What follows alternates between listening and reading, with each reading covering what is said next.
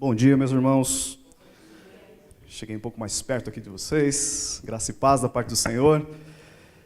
Estamos na nossa terceira aula da série Profetas Menores hoje. Uma série que começou com o pastor Valdo. Estamos seguindo uma trilha, então, aí, falando dos profetas menores. Vocês sabem, eles são em um número de 12.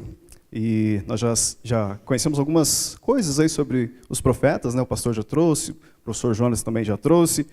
Como, por exemplo, não tem nada a ver com a importância, né? O termo profetas menores não tem nada a ver com a importância desses profetas, mas sim com a quantidade de escritos, né? O tamanho dos seus escritos.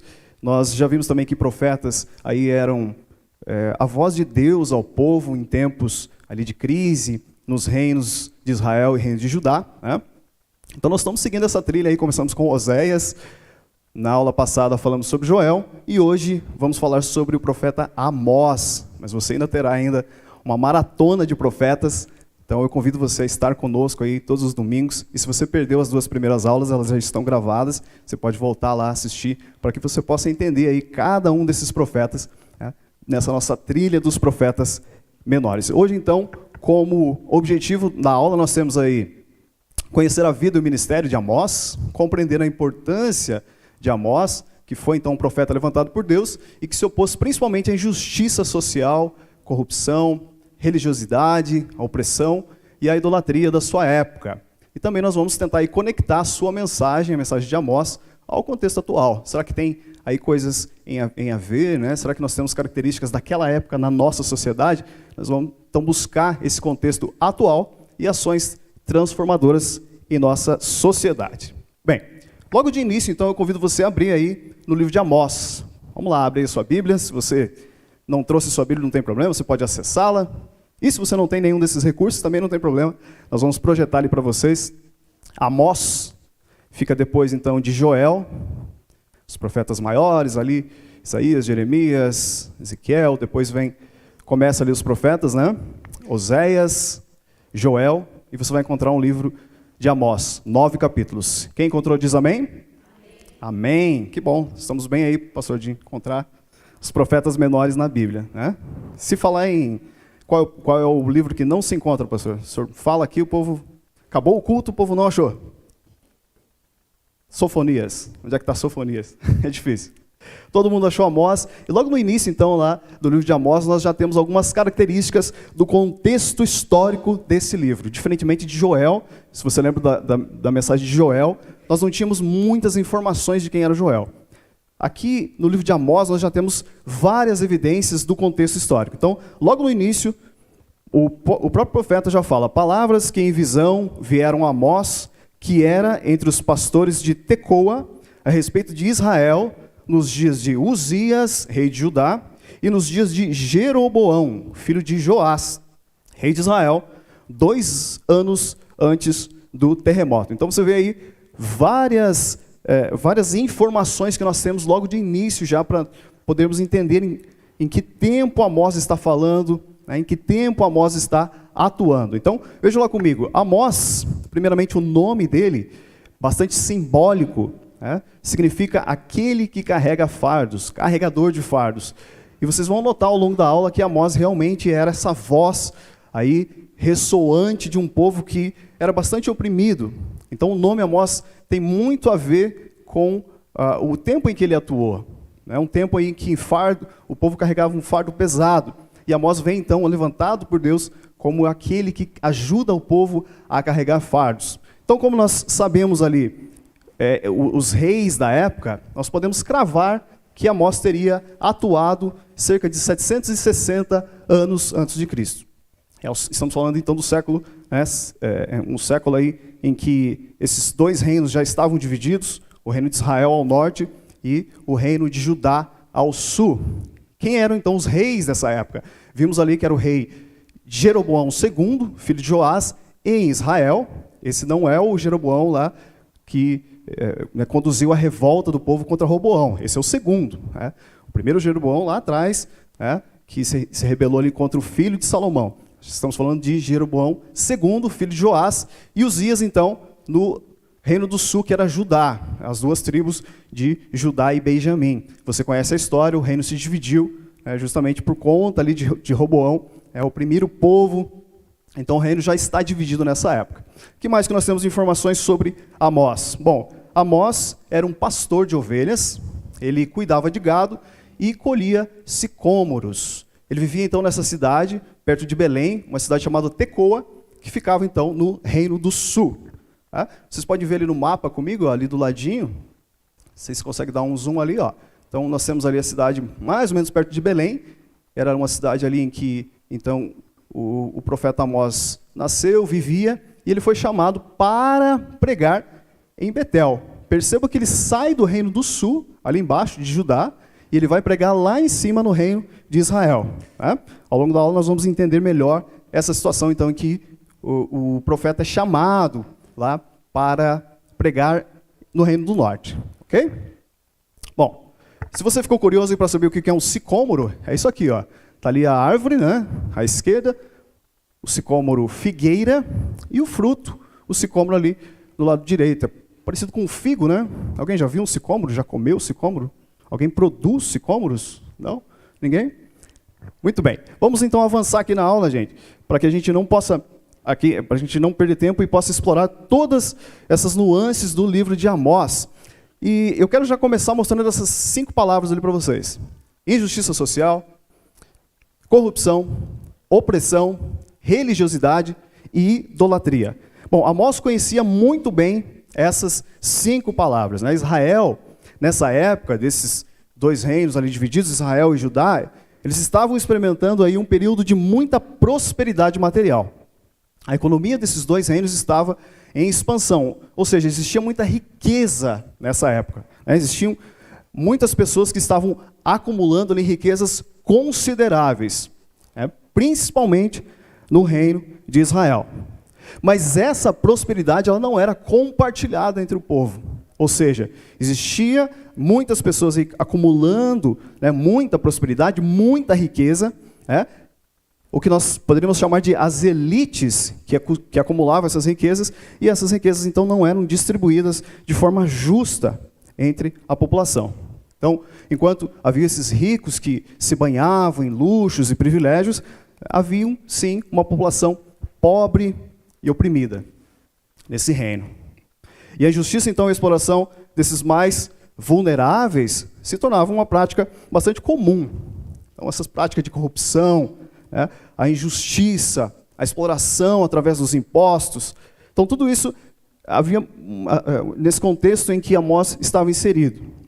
Sem falar da crise política de reis que, muito embora fossem reis aí muito espertos, né, muito inteligentes, no sentido de governar o país para que a economia prosperasse, né, eles faziam aí um reinado corrupto, de bastante injustiça, e a questão religiosa também estava bastante decadente.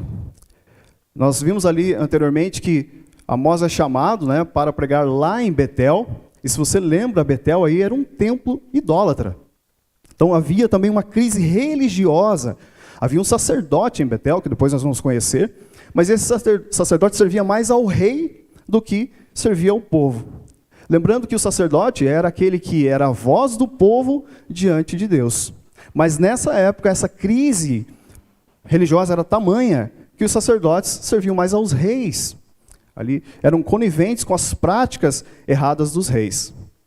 Nada muito diferente do que a gente vê hoje em dia na nossa sociedade, né? Quem concorda comigo? Essas palavras ali, vocês acham que nós podemos conectar com a nossa situação atual? Hoje nós temos injustiça social, corrupção, opressão, religiosidade, idolatria. Vocês conseguem identificar isso também na nossa sociedade? Infelizmente, sim. Né? Então, Amós vivia tempos muito parecidos com o que nós vivemos nos dias atuais. Isso tudo por conta do pecado. Inclusive, na pregação do culto, né, de domingo passado, o pastor falou exatamente, né, das consequências do pecado, e essa sociedade de Amós, então, ela vivia isso, bem como nós vivemos nos dias atuais. Avançando então, queridos, eu quero mostrar para vocês que o pastor Hernandes Dias Lopes, em seu comentário, no livro que ele escreve, né, é um comentário expositivo do livro de Amós, ele vai dizer que a maior e mais urgente necessidade de qualquer povo e nação é Deus. Salmos 33, 12 diz o quê? Feliz é a nação cujo Deus é o Senhor, cujo povo ele escolheu para a sua herança. Então a sociedade em que o profeta estava inserido, a nossa sociedade e qualquer sociedade ao redor do mundo, em qualquer tempo, tem a necessidade de ser curado pelo nosso Deus. E é essa a mensagem de Amós. Esse livro de Amós é uma mensagem atemporal. Então, ela servia para o tempo em que Amós viveu, ela serve para nós agora, ela é uma mensagem atual, ela é uma mensagem oportuna para aquela época, bem como ela é oportuna para nós. Ela é uma mensagem necessária para que nós possamos examinar o povo enquanto sociedade, mas ela também é uma mensagem de muita esperança. A mensagem de Amós é arrepender-se e viver vida plena, ou tapar os ouvidos e a voz de Deus e morrer. Jesus veio para nos dar vida e vida em abundância. O Evangelho é a mensagem de Deus e é uma mensagem de vida. Arrepender-se é uma mensagem de vida. E é isso que Amós estava pregando naquela época, e é isso que eu quero compartilhar com vocês nesta manhã. Isso foi só a introdução, tudo bem por enquanto? Vamos lá, meus queridos. Então, eu quero mostrar para vocês aqui uma visão geral do livro de Amós. Você vai perceber aí que o livro de Amós, dá uma folhada aí, ele tem 9 capítulos, certo? Então, o esboço do livro, e que traz essas lições importantes para nós nessa manhã, ele está dividido ali em 3 partes. Eu não vou chamar de 3 partes principais, porque tem um final ali muito, muito importante. Mas ele está dividido em 3 partes. Na primeira parte, nós vamos ver ali algumas profecias do julgamento vindouro sobre as nações, incluindo a nação que era o povo de Deus, a nação de Israel.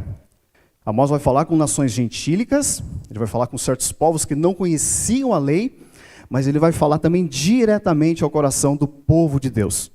Na parte 2, nós temos alguns sermões contra a injustiça, a hipocrisia religiosa e também um clamor ao arrependimento. Queridos, notem que todos os profetas, sem exceção, vão falar sobre arrependimento, vão pregar sobre arrependimento. E Amós não é diferente.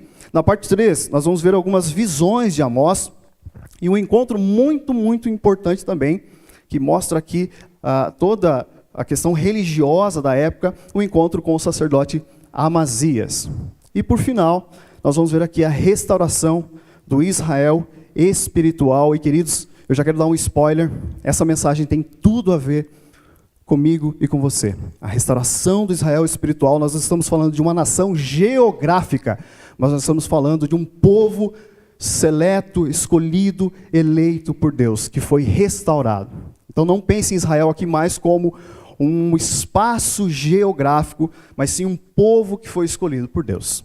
Tudo bem? Vamos começar a explorar então? Bom, a primeira parte então do livro, como eu mostrei para vocês, fala de algumas profecias de juízo contra as nações.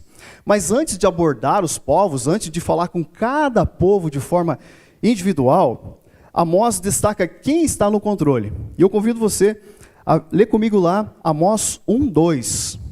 Abre lá para mim, por favor. Obrigado, Lavínia. Veja então o que diz em Amós 1:2. O Senhor rugirá de Sião e de Jerusalém fará ouvir a sua voz. Os prados dos pastores estarão de luto e secar-se-á o cimo do Carmelo, ou seja, a parte de cima do Carmelo. Então vejam que esse julgamento contra as nações, antes ainda de Amós falar com as nações, ele mostra de onde está vindo. Esse julgamento vem com muita autoridade, ele vem direto de Sião. Sião aqui é muito representativo, hoje nós cantamos, né? Os que confiam no Senhor são como os montes de Sião, esse monte em Jerusalém, que é o centro, é o símbolo do centro da adoração do Deus vivo, é o centro da verdade divina. Não era como os templos idólatras em Betel.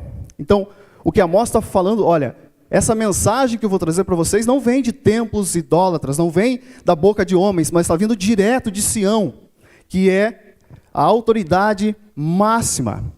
Se você ler lá comigo em Apocalipse 5:5, Apocalipse 5:5, nós vamos ver que Judá, Jerusalém é a capital de Judá, lembre-se sempre disso, é o reino, nós estamos falando do reino do sul. Judá é muito representativo porque é a tribo da restauração, é a tribo de onde vem Jesus, o nosso Salvador. O leão da tribo de Judá vem exatamente desse centro de adoração do Deus vivo. Então, Apocalipse 5:5 vai dizer: todavia um dos anciãos me disse, não choreis, eis que o leão da tribo de Judá, a raiz de Davi, venceu para abrir o livro e os seus selos. Então, esse rugido está vindo exatamente do leão da tribo de Judá. Ele vem cheio de autoridade do Deus vivo. Ele vem cheio da mensagem, da graça do Deus Todo-Poderoso. E o rugido, é claro, uma advertência. Eu não sei, eu nunca tive essa experiência, espero nunca ter, né, de ver um leão aí face a face. Não sei se algum irmão já teve e viveu para contar essa história. Não? Ninguém? Talvez no zoológico, talvez na TV, mas um rugido ele é imponente, não é? O rugido ele chega a ser bonito. Então, o rei ali da savana, o leão quando ele ruge, ele está dando uma advertência. E é exatamente isso que Deus está dizendo.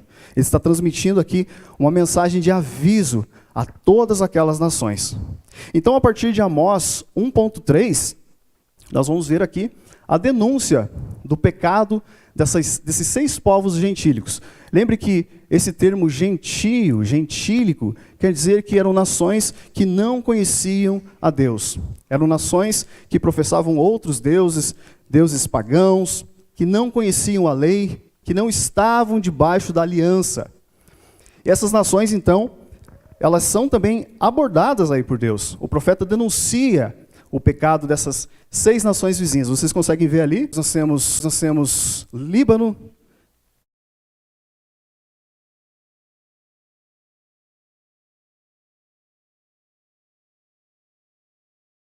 santo, santo, santo, que denota, que dá ênfase à santidade de Deus. E aqui, então, Amós está usando desse recurso literário justamente para enfatizar, olha, os pecados já passaram do limite. A paciência de Deus está completa e o julgamento para essas nações está eminente.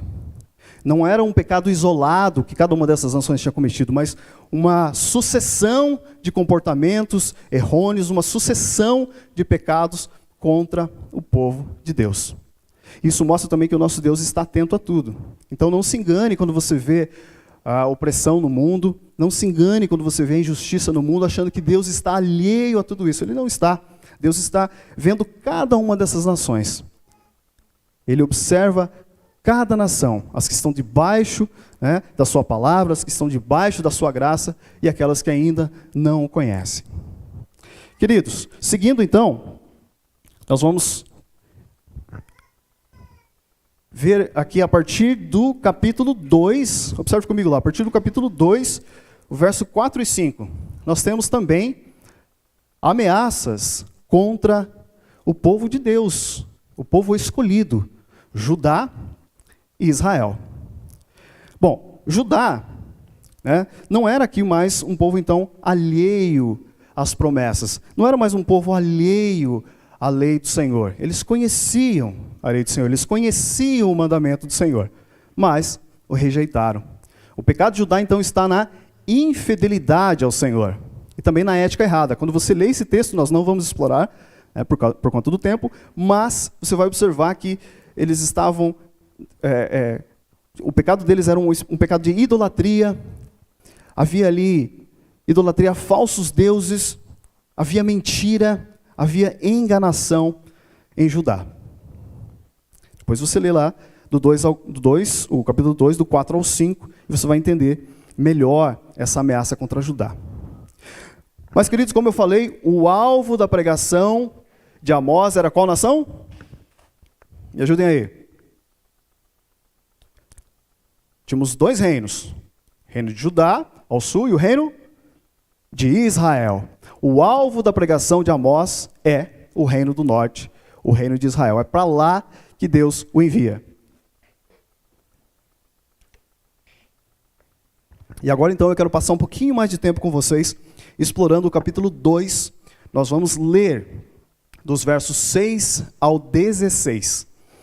Quando Amós então vai se dirigir ao coração de Israel. E por que Amós vai se dirigir ao coração de Israel? Porque Israel era o povo da promessa. Israel era o povo da aliança. Israel era o povo escolhido de Deus. E percebam, amados, que esse privilégio, né, esse privilégio de ser o povo de Deus, ele traz responsabilidades. Israel tinha o privilégio de ser o povo escolhido de Deus, mas também isso trazia responsabilidades. Eles conheciam a palavra, eles conheciam o que Deus escreveu em Êxodo, eles conheciam o que Deus escreveu em Deuteronômio, eles conheciam o que Deus escreveu em Números, eles estavam debaixo da lei, e ainda assim, eles negligenciavam a lei.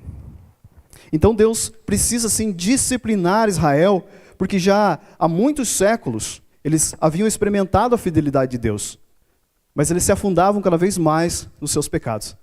É interessante que parece que quanto mais eles provavam do amor de Deus, mais eles pecavam. Parecia que era algo inversamente proporcional. Quanto mais bênçãos, mais pecado. Quanto mais eles provavam da fidelidade de Deus, mais eles pecavam. Nada muito diferente do que nós vivemos hoje em dia, não é mesmo? Nós também vivemos tempos prósperos.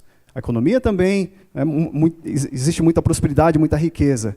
E ainda assim, parece que quanto mais nós provamos das bênçãos de Deus, mais nós provamos da fidelidade de Deus, mais pecado a gente vê, mais atrocidade a gente vê, mais crimes a gente percebe na nossa sociedade.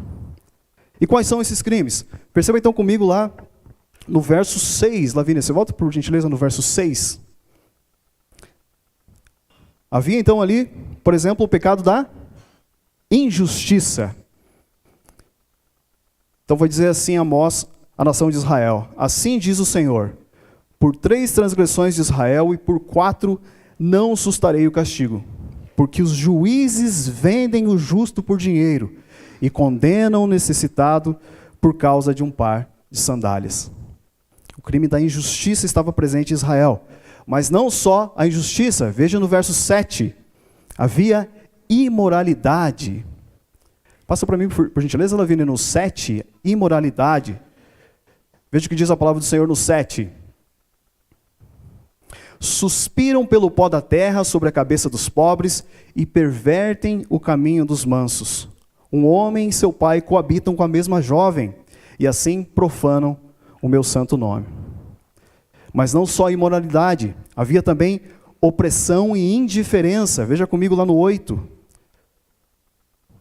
E se deitam ao pé de qualquer altar sobre roupas empenhadas, e na casa do seu Deus bebe o vinho dos que foram multados.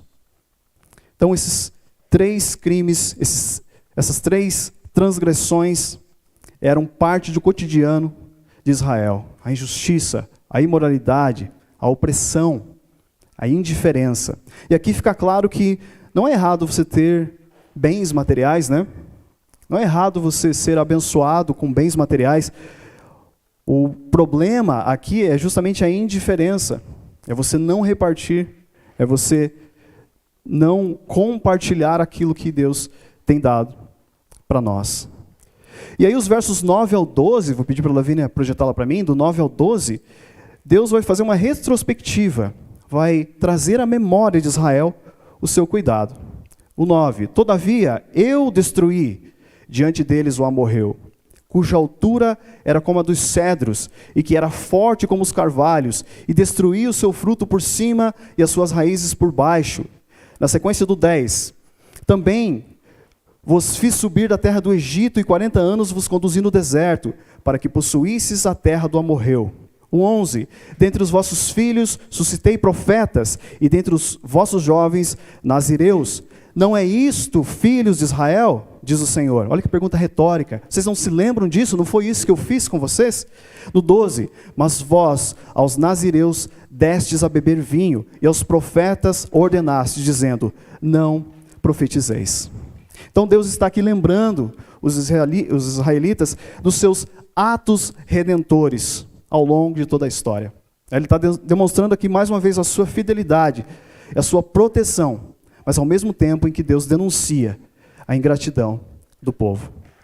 E diante disso, queridos, ali no final, então, desse capítulo, nós vamos ver Deus anunciando que trará, sim, um castigo inevitável ao seu povo. Ninguém será capaz de escapar desse castigo que Deus vai impor ao seu povo, independente da sua força, habilidade ou coragem. Percebam comigo lá, então, na sequência, é o 13, Lavínia, por favor, o 13. Eis que farei oscilar a terra debaixo de vós, como oscila um carro carregado de feixes. De nada valerá fuga ao ágil, o forte não usará a sua força, nem o valente salvará a sua vida. O que maneja o arco não resistirá, nem o ligeiro de pé se livrará, nem tampouco o que vai montado a cavalo salvará a sua vida. E o mais corajoso entre os valentes fugirá nu naquele dia, disse o Senhor. Era preciso que Deus, então, sarasse Israel, era preciso que Deus realmente impusesse a sua força, a sua autoridade àquela nação, porque havia muito pecado. Então vejam, queridos, percebam como Deus é bom com o nosso povo no nosso tempo. Porque nós não estamos mais debaixo desse castigo de Deus, porque o castigo já foi levado na cruz. Quando você lê esse texto, querido, eu quero que você leia entendendo o que Deus fez por nós através da cruz do Calvário. Era esse tipo de castigo que Israel experimentou, que Judá experimentou, que nós merecíamos. Mas Deus foi tão bom conosco, tão maravilhoso, tão cheio de graça, que tudo isso ficou na cruz do Calvário. E veja o que acontece depois, anos mais tarde. Essas referências do juízo iminente que Deus traria acontecem. 722 a.C., ocorre a invasão dos assírios, e resultou na queda de Samaria, que é a capital do norte, Israel, deportação dos israelitas. 586 a.C., Babilônia invade, destrói Jerusalém, capital do sul, em Judá. Era preciso que o povo pagasse, era preciso que o povo experimentasse a mão poderosa de Deus, para que eles se voltassem para o nosso Deus. Ufa, pesado, né? Eu sei, eu também, quando eu li o texto, quando eu li tudo isso, eu fiquei bastante assustado, mas ao mesmo tempo bastante impactado, como Deus é bom conosco, como Deus tem sido bom comigo e com você. E aí, queridos, como eu disse, nós gastamos pouco tempo ali com as nações gentílicas, e se você perceber também no texto bíblico, são 2 ou 3 versos. Não é isso, pastor? 2 ou 3 versos ali para cada uma daquelas nações gentílicas. Para Israel, Amós passa ali um tempo falando com eles. E não só isso. Agora, após ilustrar, mostrar, apontar cada erro de Israel, Amós ainda precisa ser mais didático. Amós quer ser ainda mais pedagógico com esse povo. E ele começa, então, vários sermões contra a injustiça, contra a hipocrisia religiosa e o seu chamado ao arrependimento. Então percebam comigo ali no capítulo 3, nós vamos do 3 até o 6 agora. Estão comigo? 3 ao 6? Já vimos ali essa introdução, o castigo, as ameaças contra cada nação. E agora, então, Amós vai ser mais didático, mais detalhado ali com o povo de Israel. Ele está falando diretamente ao coração de Israel agora. Percebam aqui, está falando com o seu povo. Tá? Então, do 3 ao 6, Amós vai fazer esses sermões, começando com ouvir. Presta atenção ali comigo no 3.1. Ouvi a palavra que o Senhor fala contra vós outros, filhos de Israel. Lavínia, pula para mim no 3.13. 3.13, acompanha comigo lá. Ouvi e protestai contra a casa de Jacó, diz o Senhor Deus, o Deus dos exércitos. 4.1, Lavínia. Ouvi esta palavra, vacas de Bazã. 5.1, Lavínia. Ouvi esta palavra que levanto como lamentação sobre vós, ó casa de Israel. Então, apesar das mensagens serem duras, apesar de o profeta estar falando de uma forma pesada, dura, apontando os erros, ele quer também abrir os ouvidos espirituais de Israel, dizer assim, olha, ouça, é o seu Deus falando, é um puxão de orelha, queridos. Sabe aquele pai que dá bronca no filho? Jadson dá bronca nos seus filhos? Tem que dar, né, Jadson, às vezes, né? Tem que dar um puxão de orelha. Por quê? Porque o Jadson ama os seus filhos. Ele quer o bem para os seus filhos. E é isso que Deus está falando. Ouvir. Abra os seus ouvidos. Cadê? Traz aí o cotonete. E traz várias caixinhas já de cotonete, né, Jaque? Para a gente ouvir. Abrir os ouvidos espirituais de Israel para que eles pudessem ouvir. Então Deus começa aqui lembrando Israel de que todas as nações do mundo, imagina, dentre todos os povos do mundo, ele havia escolhido Israel. Então, ali no 3, o verso 2 ao 3, ele fala assim, ó: de todas as famílias da terra, somente a vós outros escolhi. Portanto, eu vos punirei por todas as vossas iniquidades. E olha que interessante ali a sequência. Acaso andarão dois juntos, se não estiverem de acordo? Então, o povo de Israel estava em desacordo com Deus. Lembre-se, Deus ama o pecador. Não é à toa que ele mandou o seu único filho para morrer por nós. Mas ele abomina o pecado. E é isso que ele está falando. Pode andar dois juntos, se não estiverem de acordo? Vocês não estão de acordo comigo. Como é que eu posso estar no meio de vocês? Como é que eu posso andar com vocês se vocês não estão de acordo comigo? É isso que Deus está falando para Israel. E ele não apenas chamou Israel, para ser o seu povo, mas também ele deu alerta, vários alertas, através dos profetas, por exemplo. E é isso que Amós vai falar no 3.7. Observe comigo lá, 3, o verso 7. Certamente o Senhor Deus não fará coisa alguma sem primeiro revelar o seu segredo aos seus servos, os profetas. Ou seja, Deus fala com o povo através dos profetas, mas o povo não ouve. Deus manda a sua mensagem, o povo é desobediente, o povo é turrão, o povo não quer ouvir. Já ouviu a expressão não dá nada? Tem, né? Essa expressão? Não dá nada. E a gente começa a viver a vida assim, não dá nada. Não dá nada. Dá. O povo de Israel está vendo aqui que dá. Deus está de olho. Deus está observando e está chamando a atenção de Israel. Eu mandei profetas e vocês não ouviram. E é isso então, essa mensagem do capítulo 3. Amados, agora a coisa vai... Você volta para mim lá, por favor, Lavínia. Porque no 4, nós temos aqui uma expressão que as mulheres agora vão ficar chateadas comigo. Graças a Deus que é a palavra de Deus, pastor. E graças a Deus que Amós está falando em nome de Deus.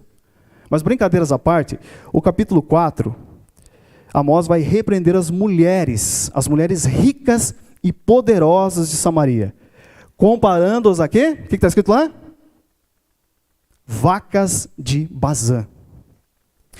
Mais uma vez, o profeta aqui não está dizendo que riqueza é errado, não quer dizer que ter bens materiais é errado, nada disso. O que ele está dizendo, comparando aqui as mulheres, as vacas de Bazã, é o seguinte. Primeiro vamos ler o versículo.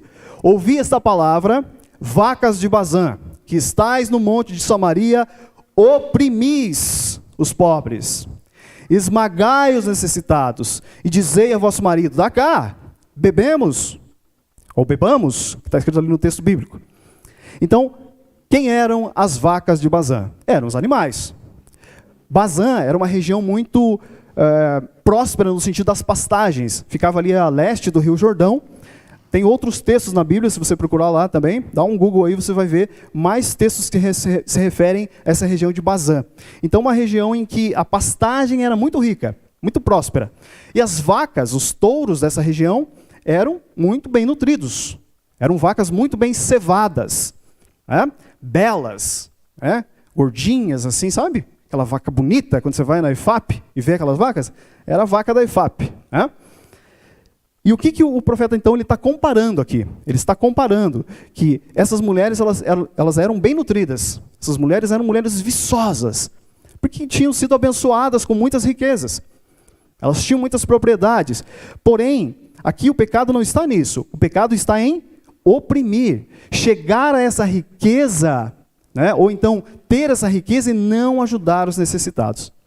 Não ajudar aquele que precisa. Fechar os olhos. Paulo vai condenar isso também. No Novo Testamento nós temos 1 Coríntios 11, no 21, Paulo vai falar disso. Repartir o pão, daquele que está com fome. Tiago, a pregação de Tiago, Tiago capítulo 2, verso 1 ao 9, Tiago vai falar também da opressão, do pecado de você não abrir os seus olhos e ajudar o necessitado. Tem a ver com a gente sim, nós somos cristãos, nós somos chamados a ser o povo diferente, o povo que faz a diferença na sociedade. E aí eu quero contar um testemunho para vocês, eu pensei muito, mas pensei, não, eu vou ter que contar. Porque a palavra de Deus diz que você, quando dá uma esmola, você não deve revelar a ninguém, não é isso? Faça em segredo, faça no íntimo do seu coração, Deus está vendo. Mas ontem, queridos, isso aqui é para ilustrar a aula, tá? Aqui é o professor Rubens falando, quero que você entenda isso nessa manhã, é um testemunho, e testemunho deve ser compartilhado. Veja como a gente cai nessa, assim, no nosso dia a dia a gente passa por essas situações e a gente não percebe. Ontem eu estava preparando a aula, terminei a aula por volta das 5h40. Quando fui imprimir a aula, o que acontece quando a gente quer imprimir algo de última hora? A impressora não funciona, né? A impressora não funcionou, né? Lá vou eu no mercado ver se eu achava tinta para impressora. Cheguei no primeiro mercado, não tinha. Fui atendido por um rapaz muito simpático. Ele falou, olha, dá uma olhada nos outros mercados e de repente você acha, né? Se você tiver um cartucho 664 da HP, por favor, né? Pode me doar aí que eu estou precisando. Aí fui no outro mercado. Quando eu cheguei no outro mercado, parei o carro no estacionamento, tinha lá um rapaz em situação de rua. O rapaz olhou para mim, né? Tudo bem? Olha, eu não comi hoje ainda. Você me dá um troco aí? Olhei para o rapaz, né, eu preocupado com a minha tinta na impressora. Oi, tudo bem? Legal, tem um cidadão aqui conversando comigo. Entrei, conversei com o rapaz do mercado, né? Vi que não tinha tinta, estava voltando. O rapaz olhou para mim de novo, me deu tchau. Eu não estou mentindo. Eu não estou mentindo, meus irmãos. Quando eu cheguei no carro, que eu olhei para o rapaz, ele estava a uns 30 metros de mim, me olhando assim, ó. É a irmã Wanda lá, é a irmã Wanda, tá? O rapaz é a irmã Wanda. Não, eu sou a irmã Wanda, tá? Esse aqui é o rapaz. Ele estava assim, ó. E ele continuou. Naquela hora, o Espírito me incomodou meu coração e falou assim, é esse nível de hipocrisia que você está, Rubens? Amanhã você vai falar sobre isso na IBD e você vai deixar esse rapaz sem ser atendido? Meus irmãos, que vergonha de mim mesmo. E aí eu sentei no carro assim e falei, meu Deus, o que eu estou fazendo? Claro, liguei o carro e vim embora, né? Ele aqui, cada um com seus problemas, não é isso? Não, o Espírito Santo me incomodou, eu tive que voltar no mercado, comprei o lanche para o rapaz, entreguei na mão dele e falei, tá aqui, que Deus abençoe o seu dia, coma, e vim embora. De novo, não estou falando isso, não sou melhor do que ninguém, não estou me vangloriando aqui dizendo que eu faço isso, né? Porque eu sou espiritual, eu estou dizendo que veja como a gente cai, veja como o povo estava cego e como a gente fica cego com as situações do dia a dia, com as nossas preocupações. Então a gente precisa estar atento, e é isso que aqui Amós está dizendo para as mulheres. Abra os seus olhos, vocês estão sendo tão abençoadas, repartam, dividam. E a minha oração é que o Espírito Santo também incomode o coração nosso, né, de cada um de nós aqui, para que a gente possa perceber, abrir os nossos olhos, porque isso pode acontecer com a gente, e a gente não está atento, traz realmente isso, um pecado, às vezes, né, que você comete, porque não deu ouvidos ao Espírito Santo, tá bom? Queridos, então, seguindo, assim como fez Joel também, né, Deus envia várias advertências em forma de calamidade. Então, o povo experimentou fome, seca, praga, destruição, tudo isso vai ser ali no verso 6 ao 11, ainda do capítulo 4. Né? Mas Israel parecia que estava ali, obstinado, né? Sem voltar para Deus. O verso 6 diz assim, ó, contudo, não voltaste para mim, diz o Senhor. É o 4, versículo 6. Contudo, não voltaste para mim. Então, note a semelhança com os nossos dias também, né? Quanta calamidade a gente vê, quanta destruição, enchente, agora é queimada, né? E o povo parece que continua obstinado a não ouvir a Deus, a não se render à graça de Jesus. Veja como nós precisamos realmente falar dessa graça redentora de Deus. Queridos, estamos chegando no 5. No capítulo 5, Amós agora faz um lamento, né, sobre a queda de Israel. E aqui é um ponto central da pregação de Amós, porque Amós vai chamar o povo ao arrependimento. Amós chama e clama o povo ao arrependimento. E eu quero que você entenda uma coisa sobre arrependimento nessa manhã.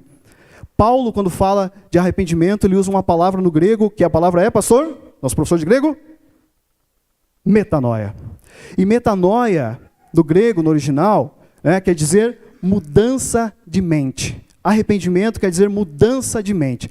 Quando você se arrepende verdadeiramente, você muda a sua mente. Ou seja, você tem um novo modo de pensar. Isso chama-se conversão. E é isso que nós precisamos entender sobre arrependimento. Quando Amós está falando sobre arrependimento aqui para o povo, ele está dizendo, olha, vocês precisam mudar completamente a forma que vocês estão pensando. A forma que vocês estão vivendo está totalmente errada. Mude a sua mente, se converta, se arrependa. O caminho não é esse. O caminho não é esse. Arrependimento tem a ver com mudança, com conversão. A direção está totalmente errada. Precisa mudar. Precisa nascer de novo. Então, no 5.4, Lavínia, por favor. 5.4, Amós chamando o povo ao arrependimento, diz assim, ó. Pois assim diz o Senhor à casa de Israel, buscai-me e vivei. Era uma condição para que o povo vivesse. A condição para que nós tenhamos vida em abundância é buscar o Senhor, buscar Jesus, buscar o nosso Salvador. Sem Ele nós não podemos, nós não damos conta, queridos. Não damos conta. Simplesmente isso. O Evangelho é puro e simples. Sem Jesus não dá. A gente canta isso na igreja. O arrependimento vinha exatamente para isso, para que o povo vivesse. Se arrependa e viva. Ou morra, não dando ouvidos ao que Deus estava falando. Além disso, Amós também chama o povo à justiça. Lavínia, 5.24. Hoje estou judiando da Lavínia. O 5.24 vai dizer assim, antes corra o juízo como as águas e a justiça como ribeiro perene. Corra, porém, o juízo como as águas e a justiça como ribeiro perene. Então Deus exige aqui a justiça e não os sacrifícios do povo. Essa mudança, então, no modo de agir, ela resulta em amor. O que Paulo vai dizer lá em 1 Coríntios 13:6? O amor não se alegra com a injustiça. Um coração novo, uma mente nova, ela não se alegra com a injustiça. Mas sim, ela pensa de uma forma amorosa. E lembre-se que amor é ação. Amor não é um sentimento. Amor é ação. Você precisa colocar isso em prática. E dar ouvidos ao Espírito Santo, porque o Espírito Santo fala, queridos.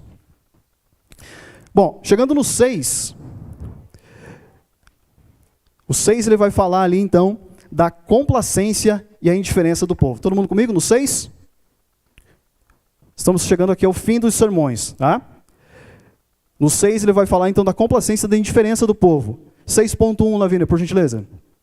6.1. Amós vai dizer, ai dos que estão sossegados em Sião e dos que confiam no monte da Samaria. Então aqui fala, dessa indiferença. Ou seja, a falsa segurança que é você achar que a riqueza, que a prosperidade, que o dinheiro, que a política, que a economia vai ser suficiente. Não. Então esse povo, nesse estado de depravação total, não percebia que aquilo era uma falsa segurança. E Amós vai dizer, ai dos que estão sossegados em Sião. Tudo bem? Vamos entrar agora na última parte então da nossa aula. Nós temos 10 minutos. Nós vamos explorar lá. Estou te dando trabalho, Lavínia. É o último slide.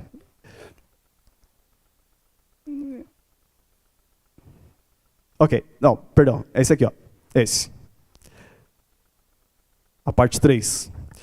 A parte 3 da nossa aula tem a ver com as visões de Amós. Então, do capítulo 7, abram lá por favor, capítulo 7, 1, até o 9.10, Amós vai falar de algumas visões apocalípticas que ele teve, tá?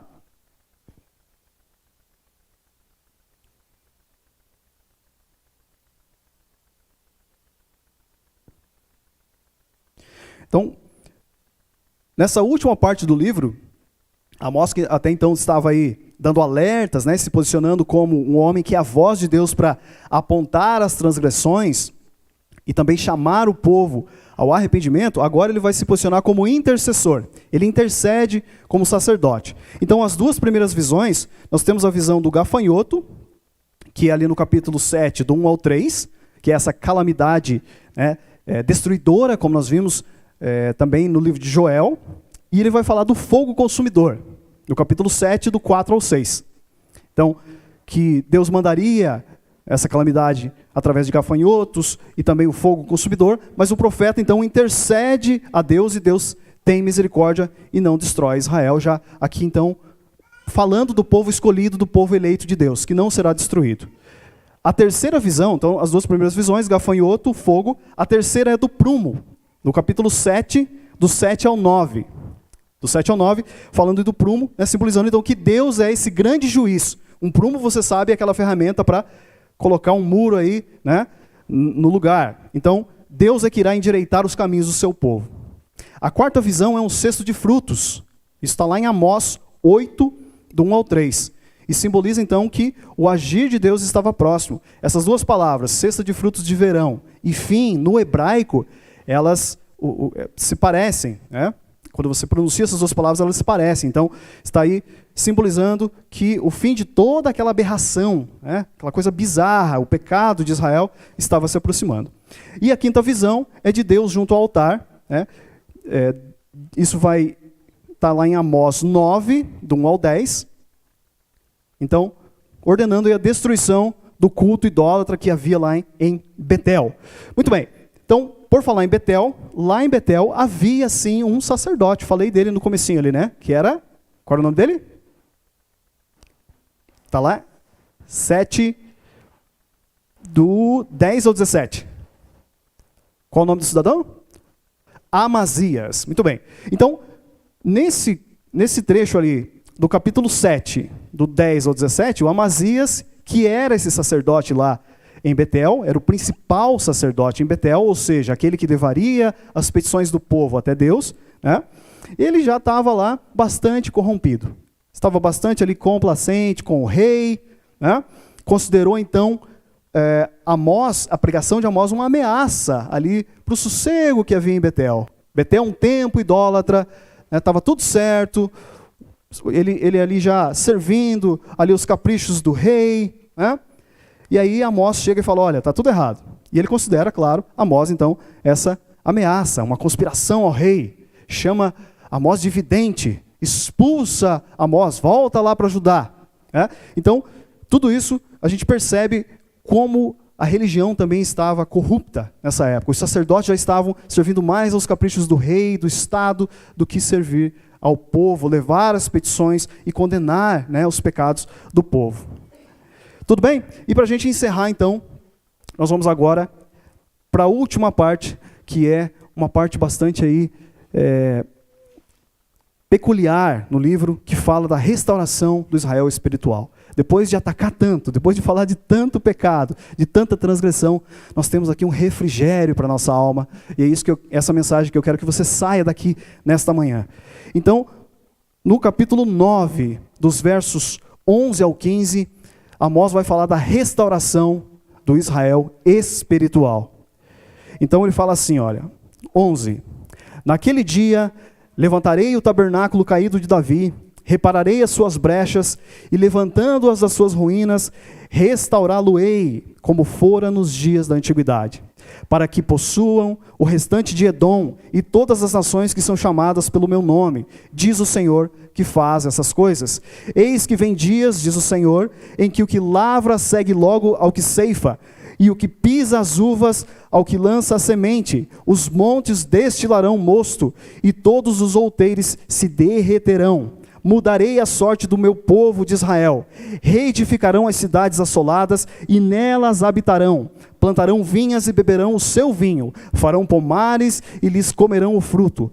Planta-los-ei na sua terra, e dessa terra que lhes dei, já não serão arrancados, diz o Senhor teu Deus. Amados, então, Deus sempre tem essa mensagem para nós, que é uma mensagem de restauração. Amém? Glória a Deus por isso. Aleluia. Restauração. Diante de tantos crimes que nós vemos, diante de tanta injustiça, tanta opressão, tanta coisa errada que a gente vê e que nós mesmos cometemos, Deus tem um plano para nós.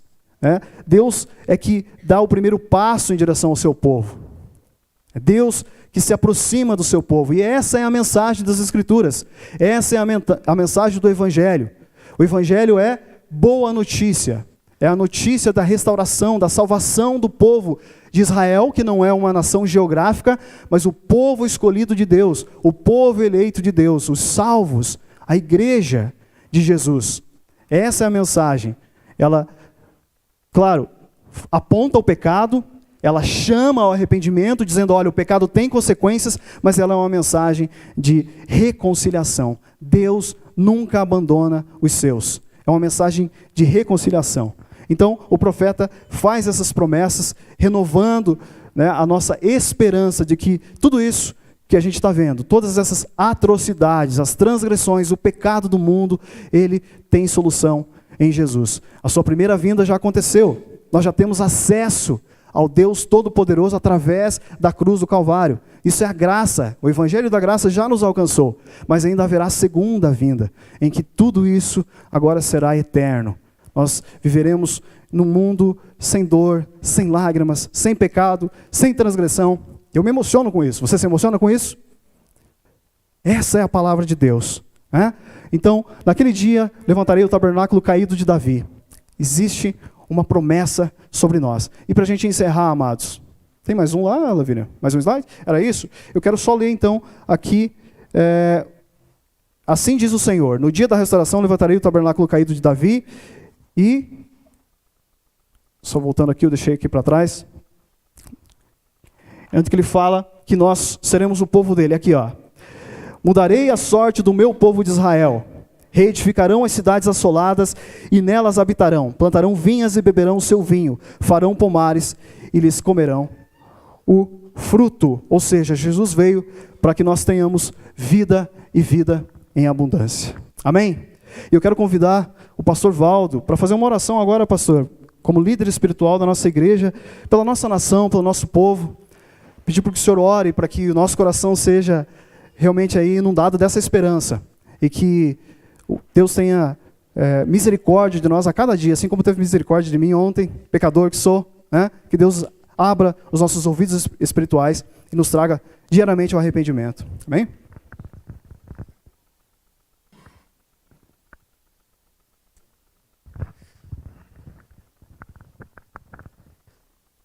Meus irmãos, vamos orar? Vamos falar com Deus? A aula do nosso irmão Rubens deu uma bênção, mas a mensagem é bem clara. E o final também é muito bonito. Ainda há esperança, ainda há promessas. Mas eu queria convidá-lo, se você puder, fique bem à vontade, se você se sentir à vontade de fazer isso, nós vamos orar. Mas aquela pessoa que puder se ajoelhar, vamos ajoelhar, vamos clamar ao Senhor.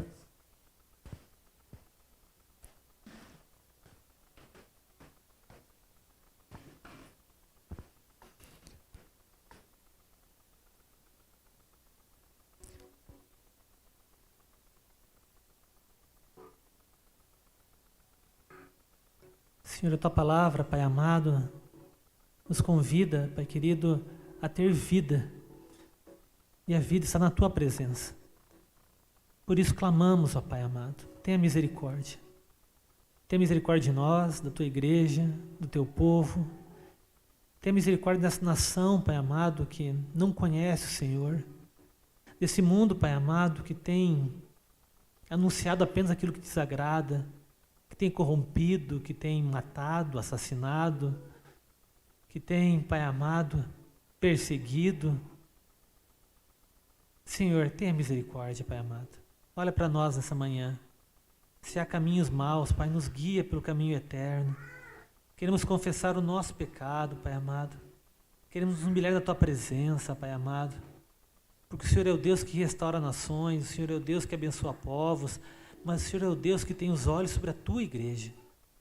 E é isso que nós clamamos nessa manhã. Pai amado, tenha misericórdia da Tua igreja.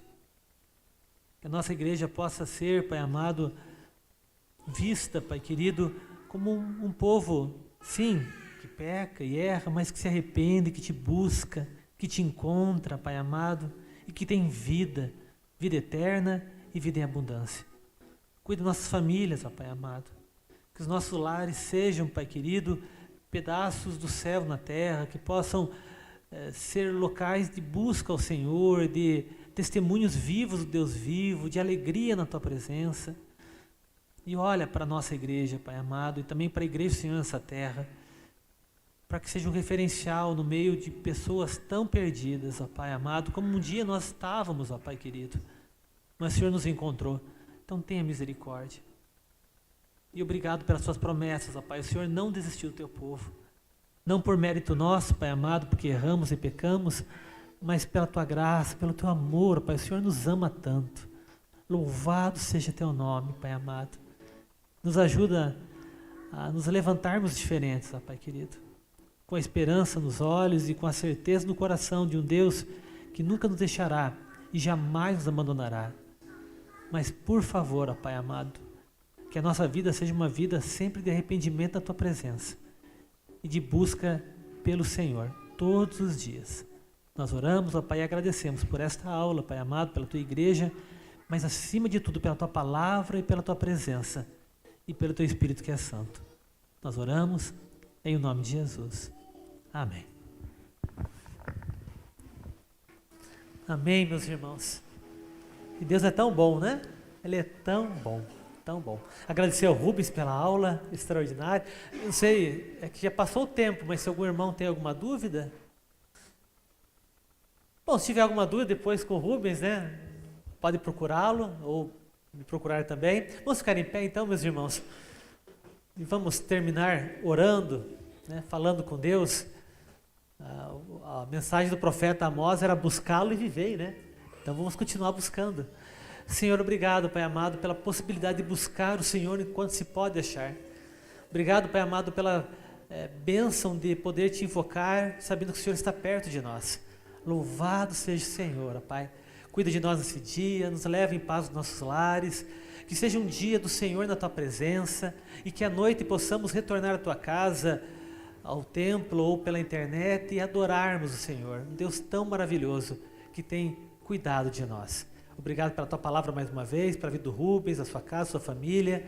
Obrigado por usá-lo, Pai amado, no dia a dia também, através do Teu Espírito Santo, e que o Senhor conceda a ele alegria, prosperidade na Tua presença, Pai amado, e que ele seja usado cada dia mais. Assim também, para cada professor da nossa escola dominical, que o Senhor continue derramando a Tua graça, por louvor da Tua glória. E obrigado mais uma vez pela Tua presença.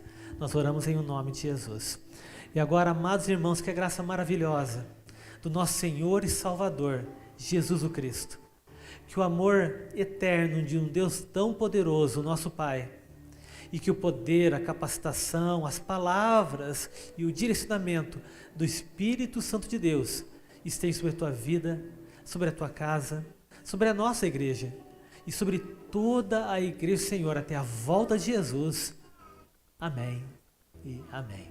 Que Deus abençoe, Deus te guarde, que Deus te use e até a noite, se Deus quiser.